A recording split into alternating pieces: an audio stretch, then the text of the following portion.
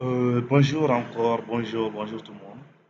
Euh, Aujourd'hui, on va faire cet exercice-là ensemble. Exercice 2-3, testez les lignes d'instruction suivantes. Décrivez dans votre cahier ce qui se passe. R, pi, ainsi de suite. Quelle est, à votre avis, l'utilité de la fonction pi? Donc, on va essayer de faire cet exercice-là. Je vais créer un nouveau fichier Python. Je clique droit, ensuite New, Python file. Je mets Exo. Vous êtes libre de prendre le nom que vous voulez. Exo 1. Et c'est parti. D'abord, je donne deux valeurs. Égale, R égale 12. Et deux valeurs. R égale 12. Bon, je peux faire sur la même ligne comme l'exercice me demande. L'exercice me demande de faire sur la même ligne. Vous voyez, R, pi. Donc, je vais donner les deux valeurs. Donc, sur la même ligne. Je mets R, ensuite virgule, pi. Vous voyez, égale.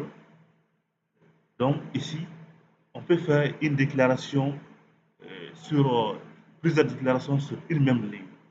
Donc je mets 12. Donc la machine va prendre en compte que la valeur 12 concerne R et la valeur 3, 3.14, 14, 3.14, 14, 15, 9.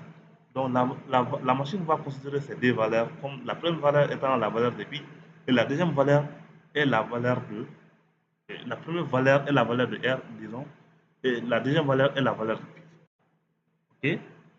Euh, Ensuite, je calcule l'aire d'un cercle en utilisant la formule S égale pi R carré. Donc, je vais déclarer S égale pi. J'ai déjà pi, je vais prendre pi. Déjà, j'ai déclaré la valeur de la variable pi. Donc, je multiplie par, voilà, pour la programmation, c'est étoile qu'on va utiliser pour la multiplication. Je multiplie par pi R carré. Maintenant, R, j'ai déjà la valeur de R. Donc, je mets R.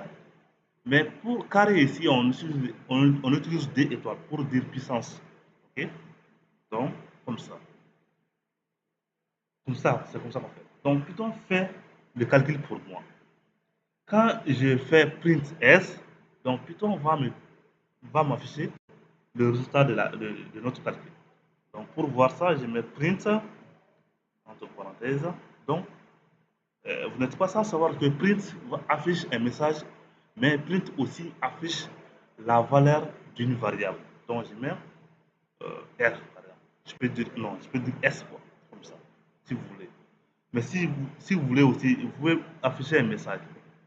Vous pouvez afficher un message, voilà, comme ça, et virgule. Et vous allez dire que la valeur, la valeur de, de l'air, de l'air, vous allez dire comme ça, la valeur de l'air est, deux points, et vous allez afficher R. C'est bon? Voilà. Maintenant, la partie la plus importante de notre exercice, c'est, regarder, c'est le type, quoi. Donc, on va essayer de chercher le type de ces différentes variables. Voilà. Pour faire ça, je reviens toujours, je fais comme ça, je vais utiliser la fonction print, et entre parenthèses, et à l'intérieur de la parenthèse, je vais utiliser la fonction type. Type y, type, maintenant, ici, je vais prendre la valeur de R d'abord. Ensuite, virgule, je mets type encore. Je peux faire comme ça, type. Ensuite, c'est la valeur, c'est pi. Ensuite, virgule, je mets type encore. Et je prends la valeur quoi? La valeur de S. Vous voyez? Donc, quand je vais exécuter ces petits programmes-là, donc j'aurai vraiment les types de ces différentes valeurs. Voilà. Donc, à quoi sert je vais exécuter ça d'abord. Voilà, je fais clic droit et rond. Vous allez voir que, voilà, vous voyez, non? Dans la console, vous voyez, la valeur de R, la valeur de l'air est là. Voilà, donc j'ai calculé l'air.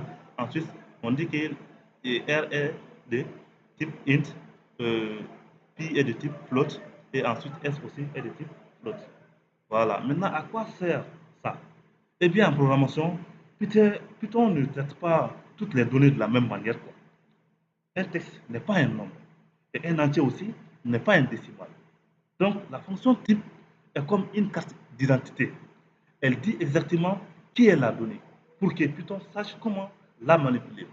Voici pourquoi le type de données est indispensable pour bien programmer. Voilà, c'était juste ça l'exercice.